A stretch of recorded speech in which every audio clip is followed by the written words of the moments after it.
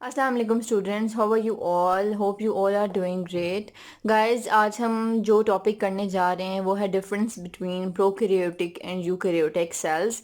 हम उसके हर एस्पेक्ट को देखेंगे और उसका हम लोग डिफरेंस जानेंगे कि प्रोकैरियोट्स और यूकैरियोट्स में क्या डिफरेंस होता है, क्या फ़र्क होता है इनमें। ओके सो बच्चों, हम करेक्टरिस्टिक्स देखेंगे जो प्रोकैरियोट्स में और यूकैरियोट्स में, फिर देखेंगे कि उन करेक्टरिस्टिक्स में क्या क्या डिफरेंस आता है। सबसे पहले है हमारे पास साइज ऑफ सेल। ठीक है, साइज ऑफ सेल यानी प्रोकैरियोटिक्स और यूकैरियोटिक सेल में क्या डिफरेंस है। पहले हम साइज देखेंगे कि इनका साइज का क्या आ जाता है। तो जो हमारे प्रोकैरियोटिक सेल है ना, उसका साइज जो होता है वो हमारे पास 0.2 से 2.0 नैनोमीटर होता है। ठीक है, 0.2 से 2.0 नैनोमीटर होता है। ठीक है, डायामीटर में। ओके, और जबकि यूकैरियोटिक सेल जो है वो 10 से 100 नैनोमीटर जो होता है डायामीटर में होता है। ओके, तो दैट मीन्स के प्रोकैरियोटिक सेल्स जो होते हैं वो बहुत छोटे होते हैं as compare to eukaryotic cell. Okay students, next जो हमारी करेक्टरिस्टिक है वो है न्यूक्लियस। ठीक है, अब प्रोकैरियोट्स में और यूकैरियोट्स में क्या डिफरेंस होगा। प्रोकैरियोट्स में हमारे पास जो होता है वो न्यूक्लियर मेम्ब्रेन और न्यूक्लियोलाई नहीं होता, यानी न्यूक्लियस नहीं होता। जबकि यूकैरियोट्स में जो होता है वो ट्रू न्यूक्लियस होता है और उसमें न्यूक्लियर मेम्ब्रेन भी होती है और न्यूक्लियोलाई भी प्रेजेंट होता है।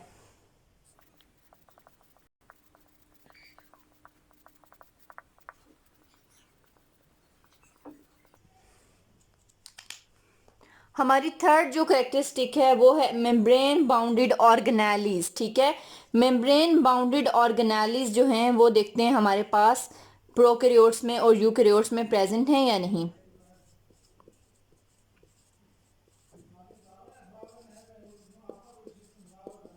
अच्छा, मेम्ब्रेन बाउंडेड ऑर्गेनेलीज की अगर हम बात करें तो हमारे जो प्रोकैरियोट्स हैं उसमें हमारे पास मेम्ब्रेन बाउंडेड ऑर्गेनेलीज एब्सेंट होती हैं, जबकि यूकैरियोट्स में प्रेजेंट होती हैं। जैसे हमारे पास गोल्जी एपरेटस है, एंडोप्लाज्मिक रेटिकुलम है, माइटोकॉन्ड्रिया है, क्लोरोप्लास्ट है, लाइसोसोम्स हैं, राइबोसोम्स हैं। तो ये यूकैरियोट्स में प्रेजेंट होते हैं जबकि प्रोकैरियोट्स में एब्सेंट होते हैं।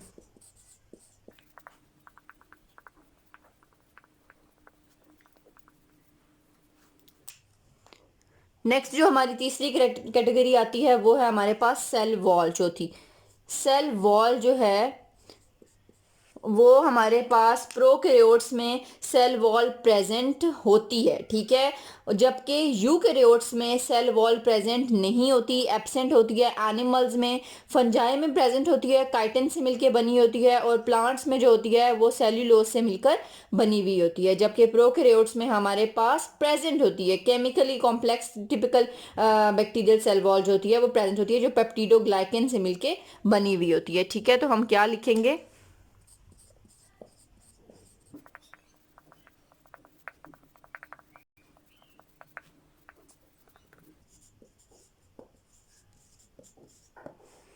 ठीक है, एनिमल्स में प्रेजेंट होती है जबकि प्लांट्स में प्रेजेंट होती है जो कि सेलुलोज से मिलके बनी होती है, और फंजाई में भी प्रेजेंट होती है जो कि काइटिन से मिलके बनी होती है। ठीक है, काइटिन और सेलुलोज से मिलके बनी होती है, फंजाई में काइटिन से, और सेलुलोज में से बनी होती है प्लांट्स की सेल वॉल। जबकि एनिमल्स में सेल वॉल एब्सेंट होती है, जबकि प्रोकैरियोट्स में सेल वॉल प्रेजेंट होती है जो कि पेप्टिडोग्लाइकेन से मिलके बनी होती है। अब हम इसकी, जहां तक आप नोट डाउन कर लें, अब मैं इसकी पांचवी करेक्टरिस्टिक देखती हूँ।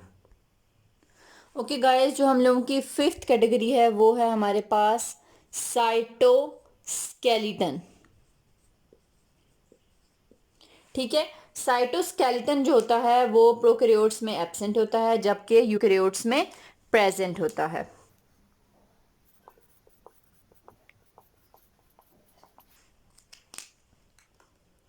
सिक्स्थ करेक्टरिस्टिक्स है हमारे पास राइबोसोम्स। ठीक है, राइबोसोम्स जो होते हैं उनका साइज जो होता है वो हम देख रहे हैं कि हमारे पास प्रोकैरियोट्स में और यूकैरियोट्स में राइबोसोम्स जो होते हैं बेसिकली प्रेजेंट होते हैं। अगर प्रेजेंट होते हैं तो उनका साइज क्या होता है, ठीक है।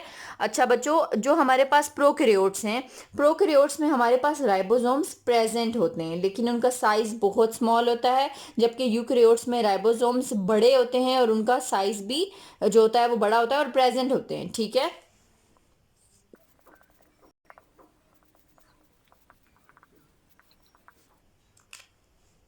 अच्छा, जो हमारे पास नेक्स्ट करेक्टरिस्टिक्स है वो है हमारे पास डीएनए, ठीक है। जो मेन हमारा हेरिडिटी मटेरियल है डीएनए, डीएनए जो है वो अब हमारे पास प्रोकैरियोट्स में प्रेजेंट होता है या नहीं होता, या यूकैरियोट्स में प्रेजेंट होता है। अब हम देखते हैं, देखें, डीएनए बेसिकली हमारे पास प्रोकैरियोट्स में भी होता है और यूकैरियोट्स में भी होता है, लेकिन प्रोकैरियोट्स में हमारे पास होता है सिंगल सर्कुलर, और जबकि प्रोकैरियोट्स में हमारे पास क्रोमोसोम्स होते हैं, प्रोटीन और डीएनए होता है, और यूकैरियोट्स में हमारे पास सिंगल सर्कुलर क्रोमोसोम्स और इसमें प्रोटीन्स नहीं होते, ठीक है।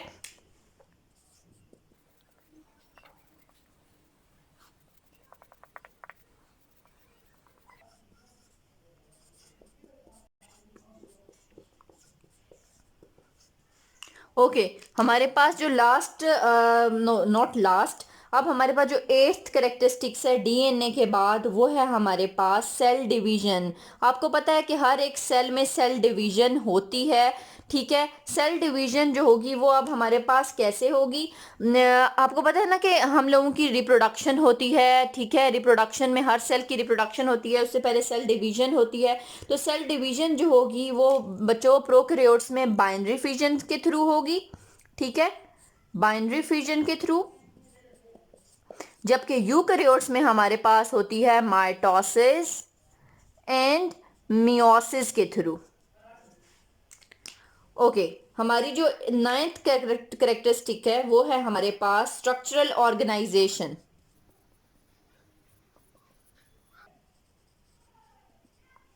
अच्छा, जो हमारी स्ट्रक्चरल ऑर्गेनाइजेशन है प्रोकैरियोट्स में और यूकैरियोट्स में वो किस किस्म की है। हमारे पास बच्चों जो हमारे प्रोकैरियोट्स होते हैं वो हमेशा यूनिसेल्यूलर होते हैं, जबकि जो सॉरी जो प्रोकैरियोट्स होते हैं वो हमेशा यूनिसेल्यूलर होते हैं, और जो यूकैरियोट्स होते हैं वो हमारे हमारे मोस्टली मल्टी सेल्यूलर हैं। यूनी मीन सिंगल सेल्यूलर और मल्टी मीन मेनी सेल्यूलर, ठीक है, मतलब बहुत सारे सेल्स होते हैं उसमें। तो हमारे जो स्ट्रक्चरल ऑर्गेनाइजेशन अगर हम देखें तो प्रोकैरियोट्स की जो है वो यूनिसेल्यूलर है और यूकैरियोट्स की जो है वो मल्टी।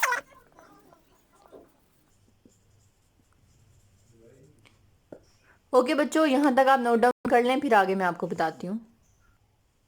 बच्चों, जो लास्ट हमारे पास करेक्टरिस्टिक है वो है हमारे पास रिप्रोडक्शन, ठीक है। हर एक सेल में रिप्रोडक्शन होती है। तो रिप्रोडक्शन किस तरह की होती है, हमारे पास जो प्रोकैरियोट्स हैं और यूकैरियोट्स हैं उसमें किस तरह की रिप्रोडक्शन होती है। जो हमारे प्रोकैरियोट्स हैं उसमें हमेशा एसेक्सुअल रिप्रोडक्शन होती है, जबकि यूकैरियोट्स में हमारे पास एसेक्सुअल एंड सेक्सुअल रिप्रोडक्शन होती है, ठीक है, जिसमें हमारे पास माइटोसिस एंड मियोसिस होता है, और जबकि प्रोकैरियोट्स में बाइनरी फिजन होती है, ठीक है, बडिंग वगैरह। तो हम जो प्रोकैरियोट्स में होगी वो हमारी एसेक्सुअल और यूकैरियोट्स में सेक्सुअल।